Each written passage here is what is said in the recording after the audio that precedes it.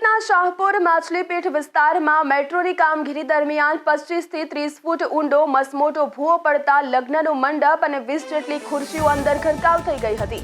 આ ઘટનાને પગલે આસપાસની બિલ્ડિંગોમાં જોખમ ઊભું થતા તાત્કાલિક રહેઠાણો ખાલી કરાવાયા હતા અને સ્થાનિકોમાં ભયનો માહોલ છવાયો છે। રહીશોનો આરોપ છે કે માત્ર 150 મીટરના અંતરે એક મહિનામાં આ બીજો ભૂવો પડ્યો છે અને મેટ્રોના કર્મચારીઓ માત્ર રાત્રે જ કામ કરી બેદરકારી દાખવે છે। આખી રાત માટી પૂરવા છતાં ભૂવો ન ભરાતા તંત્રની કામગીરી સામે સવાલો ઉઠ્યા છે અને છેલ્લા 5 વર્ષથી આ વિસ્તારના લોકો ભારે હાલાકી ભોગવી રહ્યા છે।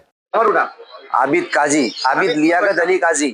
શું ઘટના સાહેબ? ઘટના બની છે કે મેટ્રોના લીધે અહીંયા બે ભૂવા પડી ગયા, બરાબર 50-50, 60-60 ફૂટના બે ભૂવા પડી ગયા ના અમારા એરિયો આખો ખરાબ થઈ ગયો। બધા એરિયામાંથી ઘર ખાલી કરીને જાય છે।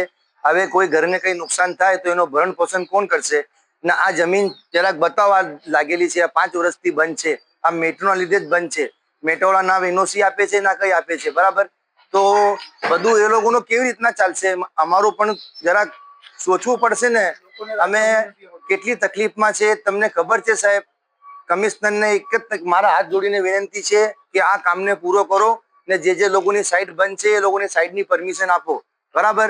નહીં તો પછી કાલ ઉઠીને કઈ થાય તો બાકી કાલ ઉઠીને કઈ થાય તો આ બધા માણસ 1000-1500 આદમી સુડા ભવન ને એસએમસી માં તમને મળશે, બરાબર। ને હવે કાલે 9 વાગ્યા ઘટના બની, 50 થી 60 લોકો બચી ગયા મરતા। એ તો ઉપર વાળાએ બચાવ્યું, બરાબર।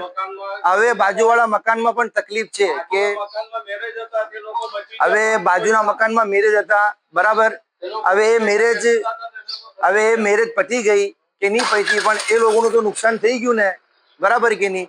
તો હવે આગળ જઈને આ કેટલું નુકસાન થશે સાહેબ? તમને ખબર છે? તમે અહીંયા આવો રૂબરૂ જો શું હાલત થઈ રહેલી છે। આ મેટ્રો બેકદરીથી કામ કરી રહેલા છે। લોકોના દિલમાં એકદમ ડરનો માહોલ બની ગયેલો છે અને આ લોકો મતલબ આપના સર પર લેવા માટે કઈ મંજૂર નથી। હમણાં અમે પૂછ્યું એને કે ભાઈ આ ક્યારે કરશો? તો બોલે આ ભરાઈ જાય પછી હું કરું। તો આ નહીં ચાલે સાહેબ, અમને લખીને આપો, લખીને આપશો તો જ અમે કરીશ, નહીં તો પછી અમે સુડા ભવન જઈ રહેલા છીએ બધા ને પછી ત્યાં જ આપણે સરકાર સાથે લડી લઈશ।